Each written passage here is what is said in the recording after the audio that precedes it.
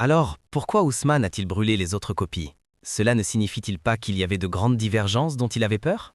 Ousmane a réalisé la plus grande opération de canonisation de l'histoire. Il a uni les gens sur une écriture qui contient toutes les lectures transmises par chaîne continue, mutawatir, afin de couper la route à la discorde pour toujours. Donc, l'écriture ottomanienne n'est pas une simple calligraphie ancienne, c'est un code conçu pour préserver tous les aspects que le prophète sallallahu alayhi wa sallam a enseignés aux compagnons? Exactement. L'écriture ottomanienne est un miracle visuel qui préserve le miracle auditif, un code divin que personne ne peut changer. En vérité, c'est nous qui avons fait descendre le rappel et c'est nous qui en sommes gardiens. Oh cher, on dit que l'histoire est écrite par les vainqueurs. Qu'est-ce qui me garantit que ce que nous lisons est la vérité et non une simple composition pour plaire au sultan? Le secret est en un mot, la chaîne de transmission, Isnad. Nos premiers historiens, comme Tabari, ne disaient pas « ceci arriva et c'est tout ». Ils disaient « un tel m'a raconté d'après un tel » et ils te laissaient la clé de la vérification. Mais Tabari lui-même inclut des histoires qui insultent certaines personnes et d'autres qui les louent. Cela ne rend-il pas son œuvre un salmigondi?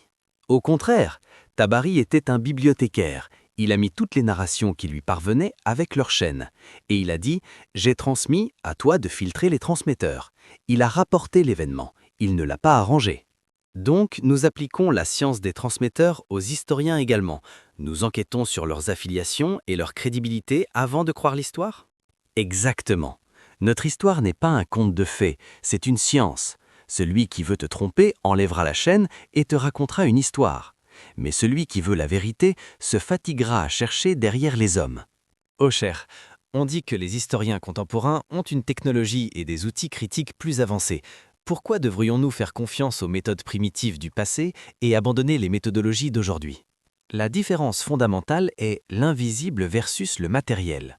L'historien contemporain explique tout par les facteurs matériels et l'économie seulement, tandis que nos historiens voyaient les lois d'Allah dans l'univers et le mouvement humain.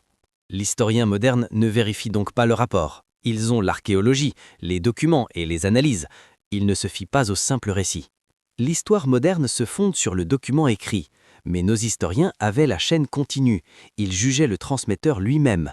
Aucun document au monde ne garantit que son auteur n'était pas un menteur.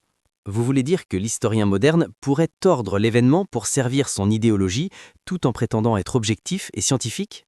Exactement. Nos historiens craignaient Allah en écrivant, pas de falsification pour un intérêt quelconque.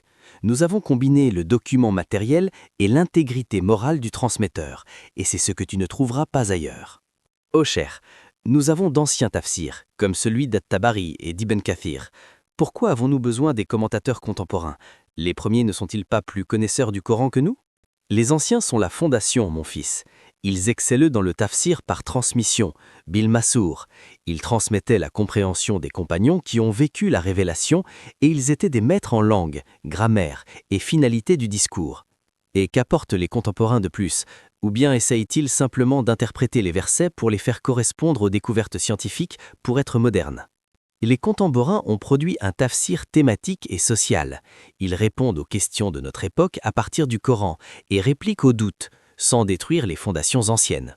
Donc, la différence est que les anciens établissent le sens linguistique et historique, tandis que les modernes essayent de le projeter sur notre réalité. Mais n'y a-t-il pas un danger que n'importe qui dise n'importe quoi en tafsir? Bien sûr qu'il y a un danger si le commentateur ne maîtrise pas ses outils. Le Coran se renouvelle sans cesse, mon fils. Les anciens nous ont posé la base solide et les modernes bâtissent dessus la profondeur contemporaine. Ils se complètent.